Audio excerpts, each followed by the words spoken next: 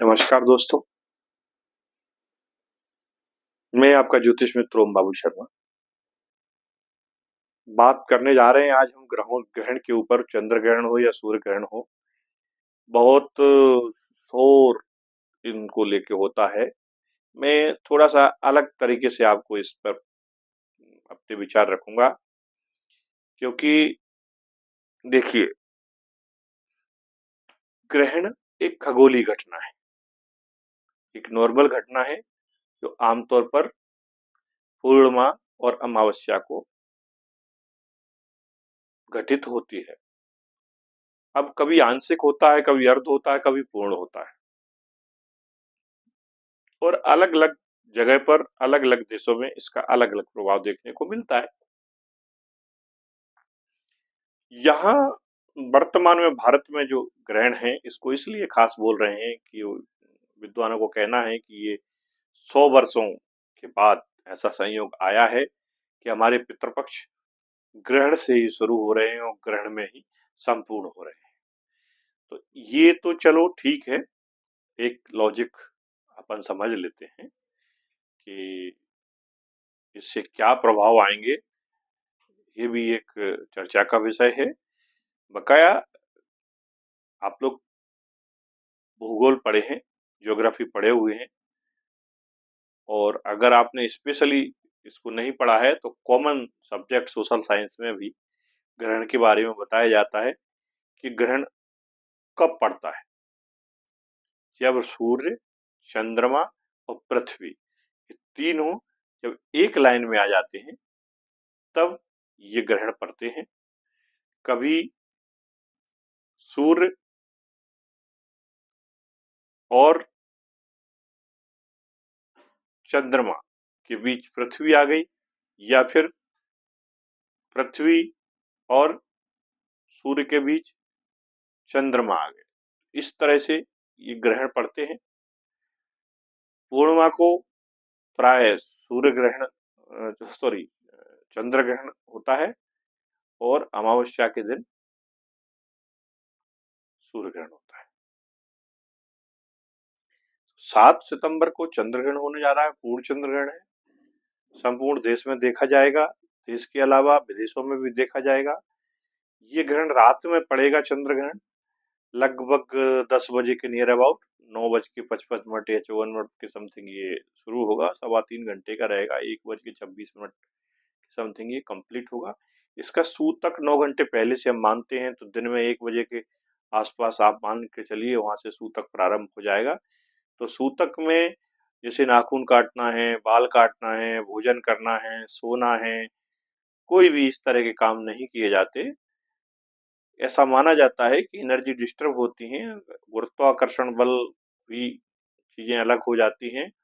समुद्र में जो ज्वार भाटा है वो इसीलिए आता है क्योंकि लहरें बड़ी हो जाती हैं जब ये एक लाइन में आते हैं, सूर्य, चंद्र और पृथ्वी।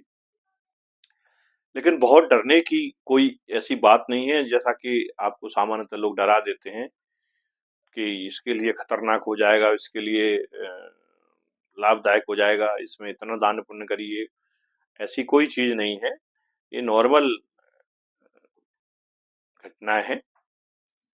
बस ये है कि लॉजिकल तरीके से जो प्लानेट हैं, उस प्लानेट के जो स्वामी हैं, उसका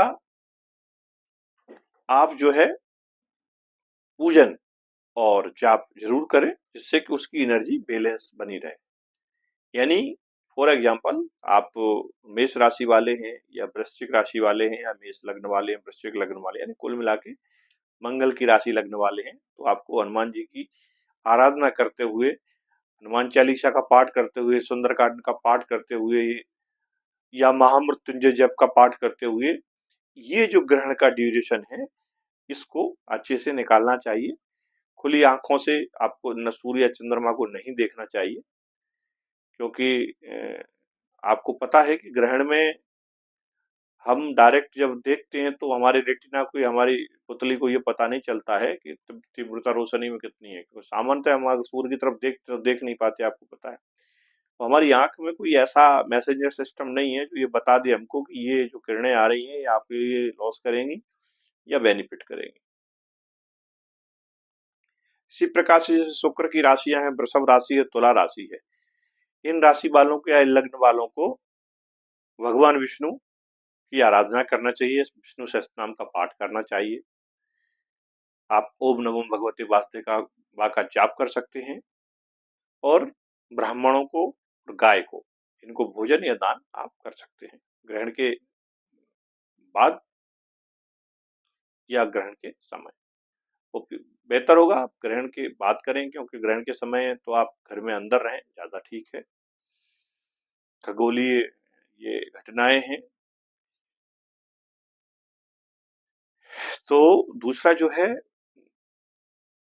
शनि की जैसे राशियां हैं, तो शनि की राशि वालों के चाहे कुंभ राशि हो या मकर राशि हो, इनको भी महामृत्युंजय जाप का पाठ करना चाहिए। शनि मंदिर पर जाकर आप शाम को दीपक लगा सकते हैं, वो भी आपके लिए लाभकारी है। और वैसे भी क्या है, पितृपक्ष शुरू हो रहा है 7 तारीख को, तो आपको पितृपक्ष में मंदिर तो जाना ही चाहिए। पीपल के पेड़ के नीचे दीपक लगाइए, जल का अर्घ दीजिए अपने पूर्वजों को, और हो सके तो अमावस्या पूर्णिमा के दिन सफेद कलर की वस्तु का आपको दान करना चाहिए। वो कपड़ा भी हो, वो दही हो, वो मक्खन हो, वो मावा की मिठाई हो, इन सब का भोग लगा के इनका दान भी आप कर सकते हैं। ये भी आपके लिए बेनिफिशियल होता है। साथ साथ जो है, आपको क्या करना है कि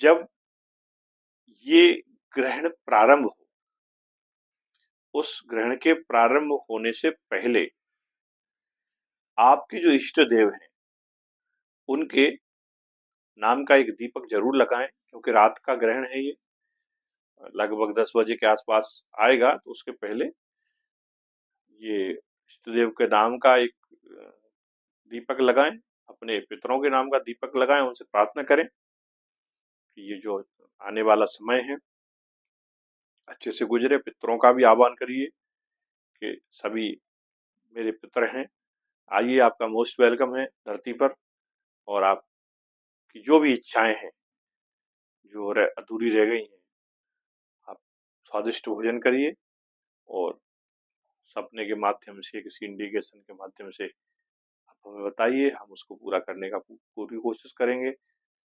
पूजा के माध्यम से, जप के माध्यम से, हवन के माध्यम से, अर्घ के माध्यम से, श्राद्ध के माध्यम से, है ना। अच्छा, इन श्राद्धों में